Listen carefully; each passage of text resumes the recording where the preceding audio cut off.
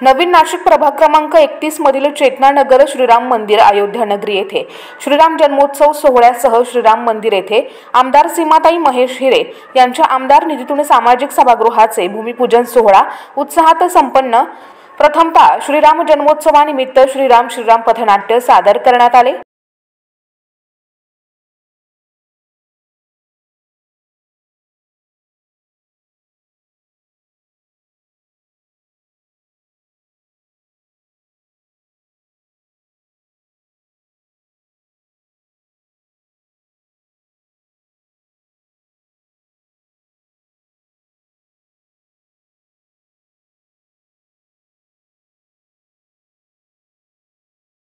मान्यवरांच्या हस्ते श्री जन्मोत्सव साजरा करीत आरतीही करण्यात आली।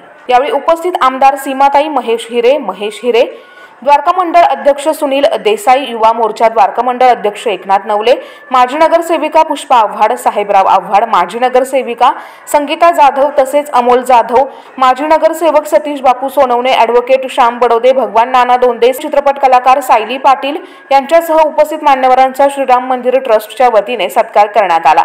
यावेळी चित्रपट कलाकार सायली पाटील यांनी उपस्थितांना श्रीराम जन्मोत्सवाच्या शुभेच्छा देत आपले मनोगत व्यक्त केले।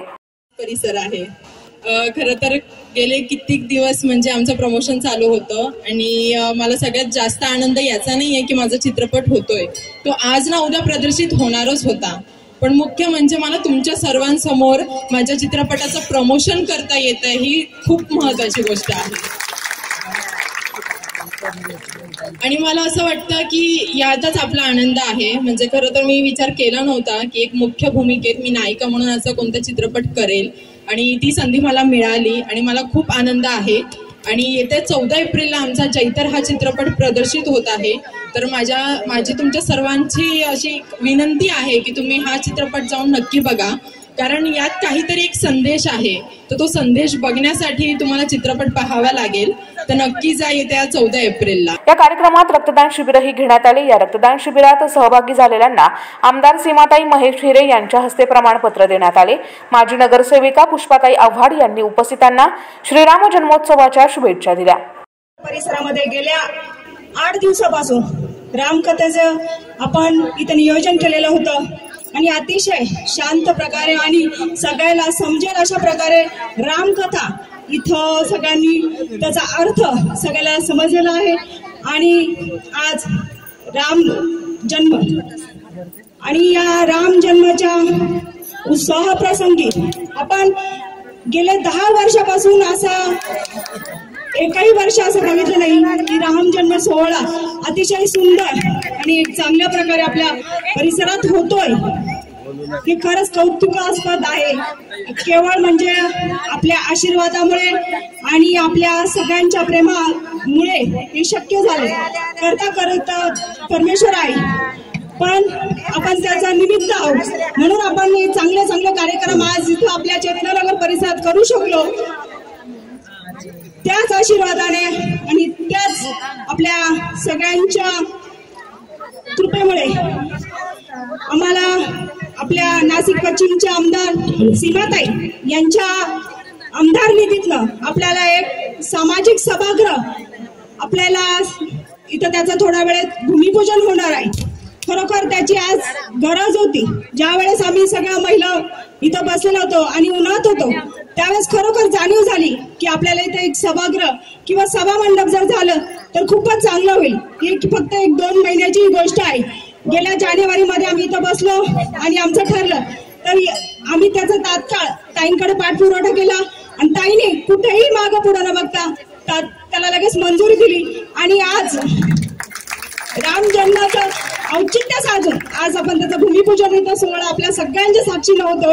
मी ताईंचे खूप मनापासून आभार मानते आणि सगळ्यांना राम जन्मोत्सवाच्या खूप शुभेच्छा देते।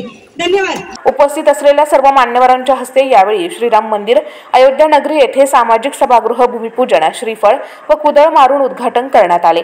मतदारसंघातील अनेक कामाचा आढावा देत उपस्थित असलेल्या जनसमुदायास श्रीराम जन्मोत्सवाच्या शुभेच्छा देत आमदार सीमाताई महेश हिरे यांनी आपले मनोगत व्यक्त केले। नरेंद्रभाई मोदी यांनी अयोध्येमध्ये मोठं रामाचं मंदिर निर्माण करायला घेतलेलं आहे आणि मला सांगायला आनंद वाटतो की अगदी साधा पेपरवाला असेल, साधा बूट पॉलिश करणं असेल, यांनी आपलं देखील योगदान त्याच्यात दिलेलं आहे की माझे 11 रुपये या मंदिराच्या निर्मिती करता असले पाहिजे.